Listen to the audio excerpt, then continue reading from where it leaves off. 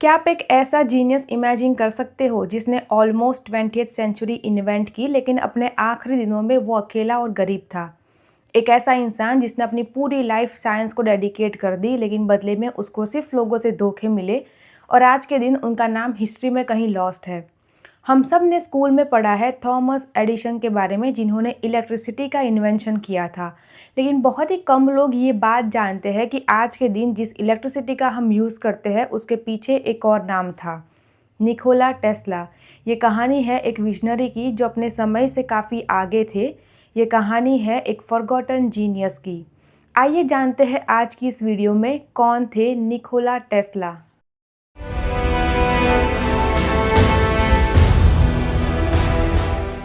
Tesla का जन्म हुआ था 9 जुलाई 1856 क्रोएशिया के एक छोटे से गांव स्मिलियान में, जो उस टाइम पे ऑस्ट्रो हंगेरियन एम्पायर का पार्ट था। उनके पिता सरेबियन ऑर्थोडॉक्स प्रीस्ट जबकि माँ फॉर्मली एजुकेटेड ना होने के बाद भी काफी क्रिएटिव एंड टैलेंटेड थे। अक्सर वो अपने फ्री टाइम में घर और खेती के कामों के लिए यूजफुल डिवाइसेस बनाया करते थे।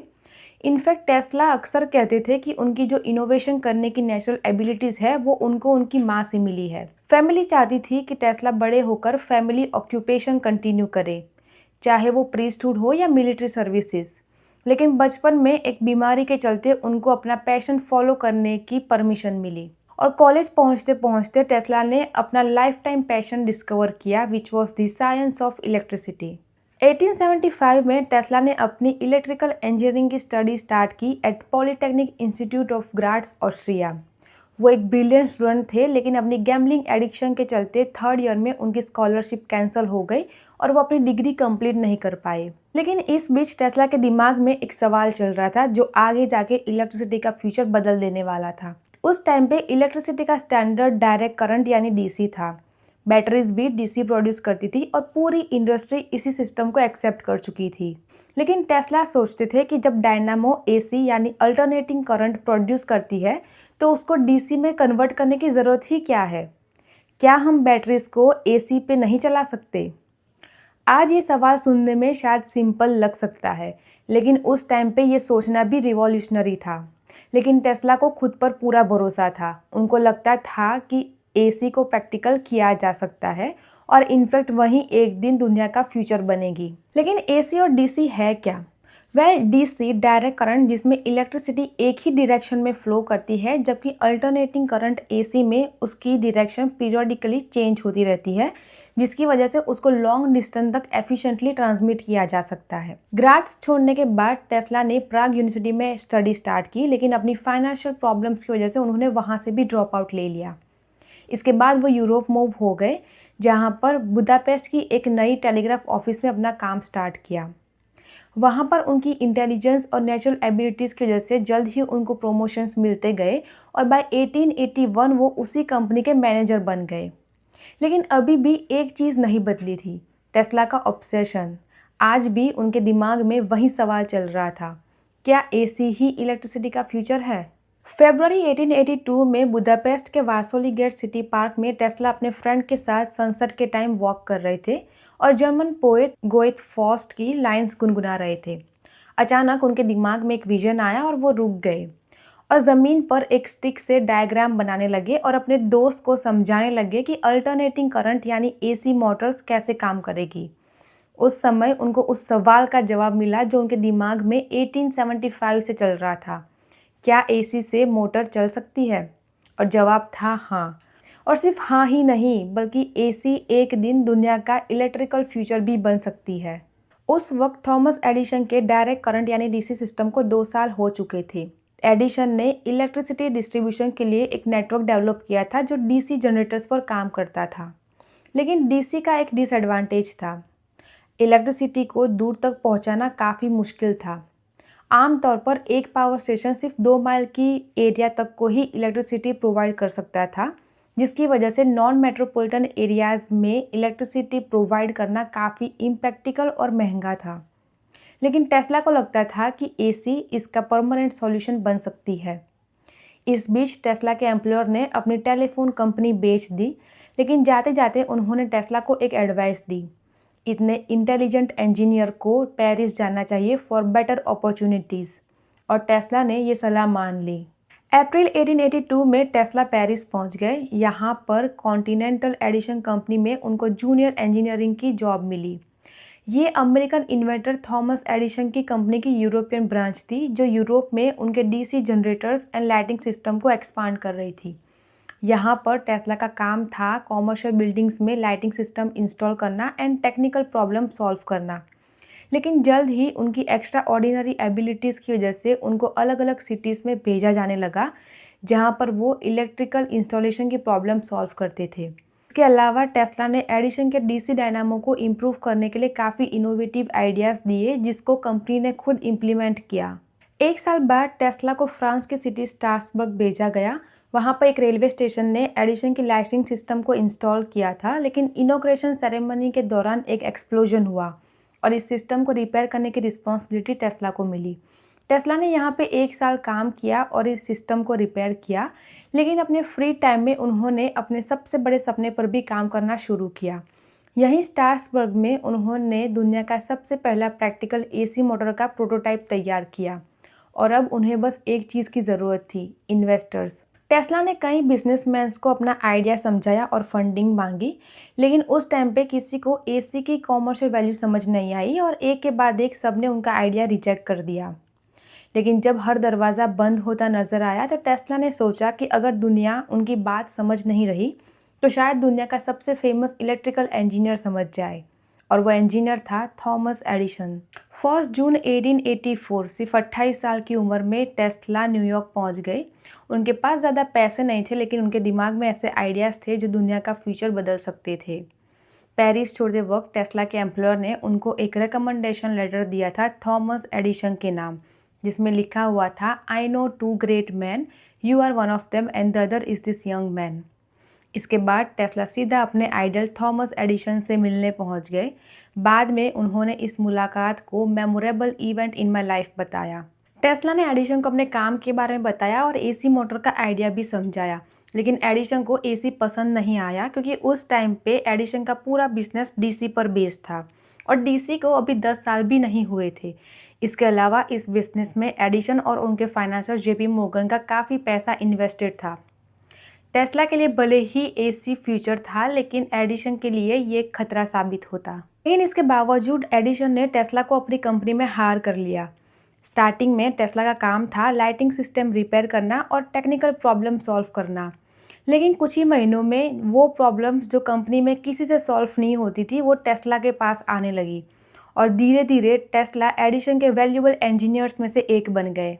1885 में टेस्ला ने एडिसन और कंपनी मैनेजमेंट को बताया कि वो जनरेटर्स में कुछ इम्प्रूवमेंट्स कर सकते हैं। कहा जाता है कि एडिसन ने वादा किया था कि अगर टेस्ला अपने क्लेम सच साबित करे तो वो उनको $50,000 का इनाम देंगे। टेस्ला ने दिन रात मेहनत की। उन्होंने जनरेटर को रिडिज़ाइन किया, उसकी एफिशिएंसी बढ़ाई और कुछ टेक्निकल प्रॉब्लम्स भी सॉल्व की। और जब ये प्रोजेक्ट कंप्लीट हो गया तो वो अपना प्रॉमिस रिवॉर्ड लेने एडिसन के पास पहुँचे, लेकिन एडिसन हंस पड़े और कहा, टेस्ला तुम अमेरिकन ह्यूमर नहीं समझते, मैं तो सिर्फ मजाक कर रहा था। और 50,000 की जगह उनकी वीकली सैलरी जो $10 थी वो बढ़ा के 18 कर दी। टेस्ला को लगा कि उनके साथ धोखा हुआ है और उन्होंने गुस्से में ये जॉब छोड़ दी और टेस्ला अनएम्प्लॉयड हो गए। 1886 के आखिर तक टेस्ला की हालत इतनी ख़राब थी कि उसको अपना गुजारा करने के लिए मैनहट्टन में डिश डिगिंग का काम करना पड़ रहा था, वो भी $2 पर डे। सोचिए, एक ऐसा आदमी जो दुनिया का इलेक्ट्रिकल फ्यूचर इमेजिन कर रहा था, उसको अपना पेट भरने के लिए गड्ढे खोदने पड़ रहे हैं। जल्द ही मैनहट्टन के एलिट क्लब में ये बात फैल गई। लोग हैरान थे कि आखिर इतना बड़ा जीनियस इस हालत में पहुंचा कैसे। जल्द ही कुछ इन्वेस्टर्स ने टेस्ला को कांटेक्ट किया और उसकी कंपनी में इन्वेस्ट करने की बात की। अप्रैल 1887 में टेस्ला इलेक्ट्रिक कंपनी बनने के साथ टेस्ला को वो मौका मिला जिसका उनको सालों से इंतज़ार था। अब वो जनरेटर, ट्रांसमीटर एंड मोटर को मिला के एक पूरा एसी इलेक्ट्रिकल सिस्टम बना सकते थे। वही सिस्टम जो उन्होंने बुदापेस्ट के उस पार्क में अपने विजन में देखा था। धीरे धीरे कंपनी प्रॉफिटेबल होने लगी, लेकिन एक बार फिर हिस्ट्री ने खुद को रिपीट किया। टेस्ला ने देखा कि कंपनी की ज़्यादातर अर्निंग्स इन्वेस्टर्स के पास जा रही है। जब उन्होंने एसी मोटर के लिए फंडिंग मांगी तो ना सिर्फ उनको मना कर दिया, लेकिन कंपनी से भी निकाल दिया। एक बार फिर टेस्ला को धोखा मिला। एक बार फिर टेस्ला अनएम्प्लॉयड हो गए। लेकिन इस बार किस्मत उनके लिए कुछ और सोच रही थी। जल्द ही उनकी मुलाकात वेस्टर्न यूनियन के director Alfred brown and New York attorney Charles pack से हुई। टेस्ला ने उनको अपना विजन समझाया और दोनों इतना इम्प्रेस हुए कि उन्होंने तुरंत इन्वेस्टमेंट करने की बात की।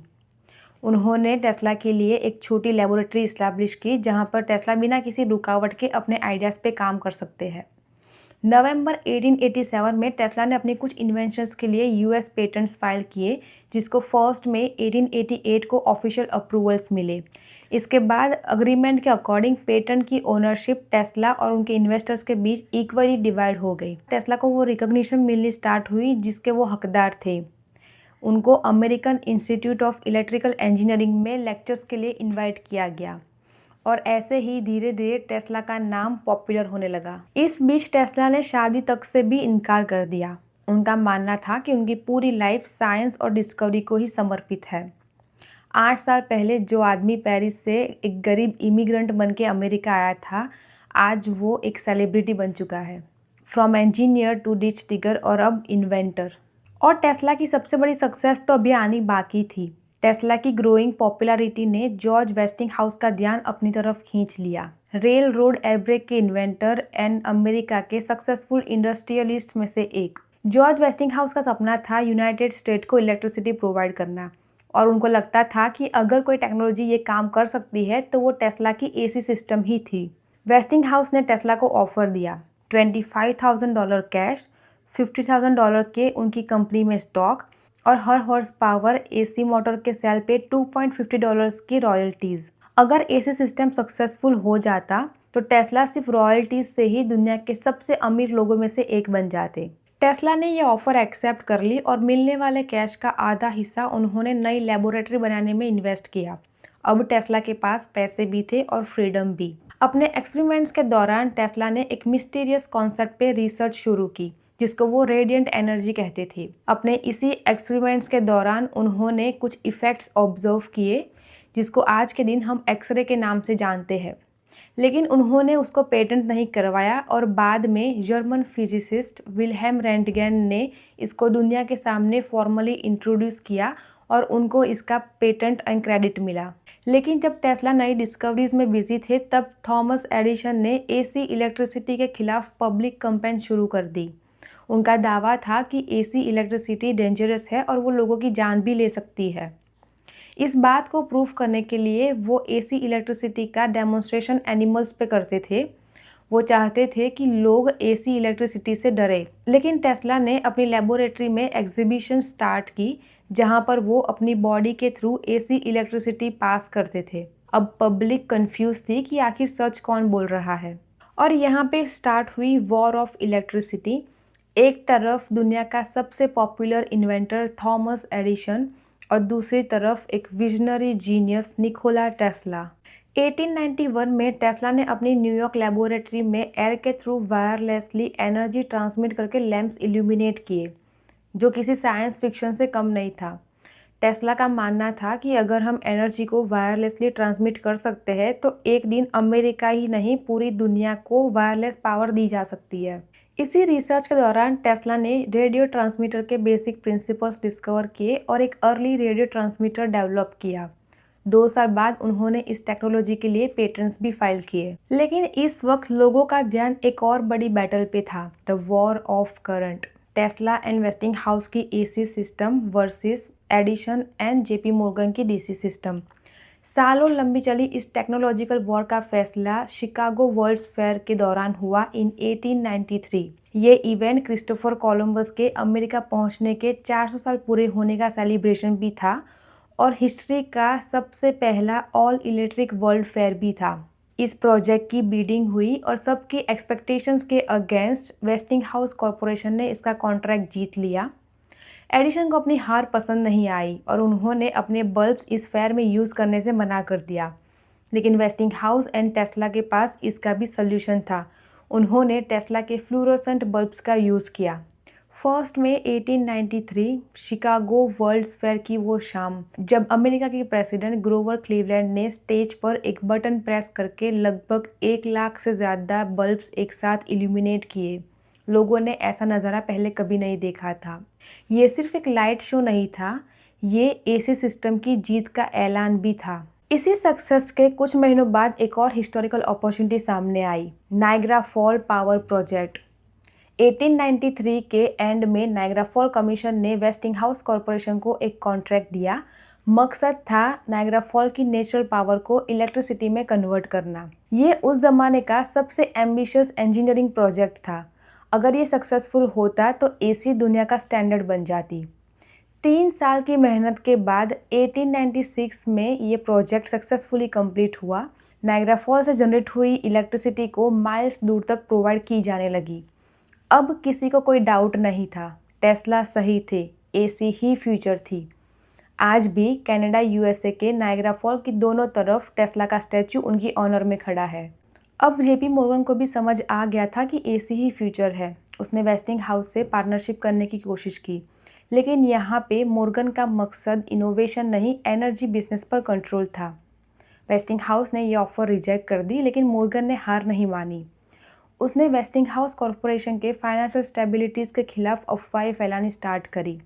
इन्वेस्टर्स घबरा गए, नया इन्वेस्टमेंट रुक गया, फाइनेंशियल प्रेशर बढ़ता गया। जल्द ही वेस्टिंगहाउस कॉरपोरेशन को फाइनेंशियल क्राइसिस देखनी पड़ी। लेकिन यहाँ पे सबसे बड़ी प्रॉब्लम थी टेस्ला की रॉयल्टीज़, जो मिलियंस ऑफ डॉलर्स में थी और ये अमाउंट हर दिन बढ़ रही थी। 1897 तक कंपनी ऑलमोस्ट बैंकरप्ट हो चुकी थी। तभी वेस्टिंगहाउस ने टेस्ला से मिलकर उनको पूरी सिचुएशन समझाई। उस वक्त टेस्ला ने एक ऐसा फैसला लिया जो आज भी बिजनेस हिस्ट्री में सबसे रिमार्केबल मूवमेंट्स में से एक माना जाता है। टेस्ला ने अपना रॉयल्टीज़ का कॉन्ट्रैक्ट फाड़ दिया। ये वही रॉयल्टीज़ थी जो टेस्ला को एक दिन अमीर बना सकती थी। लेकिन टेस्ला ने कहा कि जब उन पर किसी ने भरोसा नहीं किया तब वेस्टिंगहाउस ने किया था, और उन्होंने एश्योरेंस दी कि उनकी रॉयल्टीज़ की वजह से वेस्टिंगहाउस कॉरपोरेशन को कोई प्रॉब्लम नहीं होगी।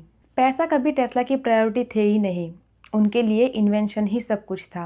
1898 में टेस्ला ने न्यूयॉर्क के मेडिसन स्क्वायर गार्डन में एक छोटी मेटल बोट का डेमोन्स्ट्रेशन दिया, जहां पे टेस्ला इस बोट को रेडियो टेक्नोलॉजी के थ्रू रिमोटली कंट्रोल कर रहे थे। सबको लगा कि ये कोई मैजिक हो रहा है, लेकिन असल में टेस्ला दुनिया का सबसे पहला प्रैक्टिकल रिमोट कंट्रोल मशीन दिखा रहे थे। आज के drones, remote control devices and military robots की फाउंडेशन उसी डेमोन्स्ट्रेशन में छुपी हुई थी। 1900 में टेस्ला ने अपने आइडियाज़ एंड फ्यूचर विजन को एक आर्टिकल में पब्लिश किया, the problem of increasing human energy. इस आर्टिकल में टेस्ला ने कई कॉन्सेप्ट्स डिस्क्राइब किए जो उस ज़माने में लोगों को साइंस फिक्शन लगते थे। Solar energy, wireless communication, wireless transmission, weather control और ऐसे इंटेलिजेंट मशीन्स जो इंसान के कमांड के बिना ऑपरेट करें, जिनमें से कई चीज़ें आज रियलिटी बन चुकी है। लेकिन उस वक्त किसी को भी उनकी बातों पर यकीन नहीं था, सिवाय एक आदमी के, जेपी मोर्गन। मोर्गन ने आर्टिकल पढ़ने के बाद टेस्ला को फंडिंग ऑफर की, लेकिन टेस्ला को मोर्गन पर भरोसा नहीं था, क्योंकि ये वही इंसान है जिसकी वजह से उनको मिलियंस ऑफ डॉलर की रॉयल्टीज़ छोड़ दी पड़ी थी। लेकिन टेस्ला के पास कोई और ऑप्शन भी नहीं था और उन्होंने ये डील एक्सेप्ट कर ली, जो बाद में जाके उनकी लाइफ की सबसे बड़ी गलती साबित हुई। टेस्ला को अपने वायरलेस पावर प्रोजेक्ट के लिए $1 मिलियन की ज़रूरत थी, लेकिन मोर्गन ने उसका 15% यानी $150,000 ही दिए। इसके बदले में उन्होंने टेस्ला की एग्जिस्टिंग एंड फ्यूचर रॉयल्टीज़ में 51% की ओनरशिप मांग ली। लेकिन टेस्ला ने मजबूरी में हाँ कर दी। एक massive wireless transmission station Wardenclyffe का कंस्ट्रक्शन शुरू हुआ। टेस्ला का सपना था कि एक दिन इसी टावर के जरिए पूरी दुनिया को वायरलेस इलेक्ट्रिसिटी एंड कम्युनिकेशन की सर्विस प्रोवाइड की जाएगी। लेकिन कंस्ट्रक्शन के दौरान उनको डिज़ाइन में चेंजेस करने पड़े, बजट बढ़ता गया और पैसे ख़त्म होने लगे। मोर्गन ने और पैसे देने से भी मना कर दिया। टेस्ला ने काफ़ी इन्वेस्टर्स को कन्विंस करने की कोशिश की, लेकिन सब ने फंडिंग देने से मना कर दिया। काफ़ी स्ट्रगल्स के बाद टेस्ला ने अपने वर्कर्स को 1905 में ले ऑफ कर दिया और कंस्ट्रक्शन वहीं रुक गया। और इसी के साथ टेस्ला का वार्डनक्लिफ टावर का सपना भी अधूरा रह गया। पर टेस्ला के लिए अभी प्रॉब्लम्स ख़त्म नहीं हुई थी। स्टार्टिंग में रेडियो से जुड़े कई पेटेंट्स टेस्ला के नाम थे, लेकिन 1904 में यूएस पेटेंट ऑफिस ने अपना पहले का फैसला चेंज किया और रेडियो से जुड़े कई इंपॉर्टेंट पेटेंट्स गुलियामो मार्कोनी को दे दिए। आज भी कई लोगों का मानना है कि मार्कोनी के पावरफुल फैमिली कनेक्शंस और उनकी कंपनी में Andrew Carnegie and Thomas Edison जैसे इन्फ्लुएंशियल इन्वेस्टर्स ने इस फैसले को चेंज किया हो सकता है। लेकिन इस बात का कोई पक्का प्रूफ नहीं है। इसके अलावा 1909 में मार्कोनी को रेडियो टेक्नोलॉजी के लिए नोबेल प्राइज़ मिला, जिसके बाद धीरे धीरे लोग उन्हें फादर ऑफ रेडियो के नाम से जानने लगे। 1915 में टेस्ला ने मार्कोनी के खिलाफ पेटेंट इन्फ्रिंजमेंट का केस फाइल किया, लेकिन ये केस भी डिसमिस हो गया। 1912 में एक और कंट्रोवर्सी सामने आई। कहा जाता है Nobel committee Thomas Edison and Nikola Tesla को साथ में फिजिक्स प्राइज़ देना चाहते थे, लेकिन आखिरकार ये अवार्ड गुस्ताफ डार्लिंग को मिला। कुछ लोगों का मानना है कि टेस्ला थॉमस एडिसन के साथ ये अवार्ड शेयर करना नहीं चाहते थे, लेकिन सच क्या है ये आज भी एक मिस्ट्री है। धीरे धीरे टेस्ला की फाइनेंशियल कंडीशंस भी खराब होने लगी। 1916 में अनपेड टैक्सेस के कारण उनको बैंकरप्सी डिक्लेयर करनी पड़ी। वो आदमी जो कभी अमीर इन्वेंटर बन सकता था, आज वो अपने बिल्स तक पे नहीं कर पा रहा। और 1920 तक टेस्ला ने एज अ इंजीनियरिंग कंसल्टेंट छोटे मोटे प्रोजेक्ट्स पर काम करना शुरू किया। और फिर आया 7 जनवरी 1943। न्यूयॉर्क की होटल के किसी एक कमरे में 86 ईयर ओल्ड निकोला टेस्ला, उन्होंने अपने कमरे के बाहर डू नॉट डिस्टर्ब का साइन लगाया। जब वो साइन 2 दिन तक वहीं लगा रहा तो एक मेड उनके कमरे में गई, जहां उन्होंने निकोला टेस्ला को मरा हुआ पाया। डॉक्टर्स ने बाद में बताया कि टेस्ला की मौत उनके हार्ट में ब्लड क्लॉट की वजह से हुई थी। दुनिया का सबसे जीनियस इन्वेंटर, जिसके नाम पे 800 से ज़्यादा पेटेंट्स थे और जिसने 20वीं सेंचुरी की टेक्नोलॉजिकल फाउंडेशन रखी, वो अपने आखिरी दिनों में अकेला और पेनीलेस था। टेस्ला की मौत के तुरंत बाद यूएस गवर्नमेंट ने उनके papers, research documents and notebooks को सीज कर लिया। उनमें से कई डॉक्यूमेंट्स को वॉर डिपार्टमेंट ने टॉप सीक्रेट डिक्लेयर किया। लेकिन कहानी यहाँ ख़त्म नहीं हुई। 1944 में टेस्ला की मौत के 1 साल बाद और रेडियो पेटेंट के लिए उनकी लंबी लड़ाई के ऑलमोस्ट 3 दशक बाद यूएस सुप्रीम कोर्ट ने फैसला किया कि रेडियो टेक्नोलॉजी के फंडामेंटल राइट टेस्ला के थे and he became the ultimate father of radio. आज हम टेस्ला की कई इन्वेंशन को रोज़ यूज़ करते हैं। हमारे घरों की electricity, fans, refrigerators, air conditions, washing machines, factory Motors, electric vehicles, radio communication, wireless technology, remote controls, drones और कई और चीज़ें जो आज के दिन हमारी लाइफ का हिस्सा बन चुकी है। आज के दिन दुनिया उनको अलग अलग तरीक़ों से याद करती है, चाहे वो सर्बिया के बेलग्रेड में निकोला टेस्ला म्यूज़ियम हो या फिर बेलग्रेड निकोला टेस्ला एयरपोर्ट।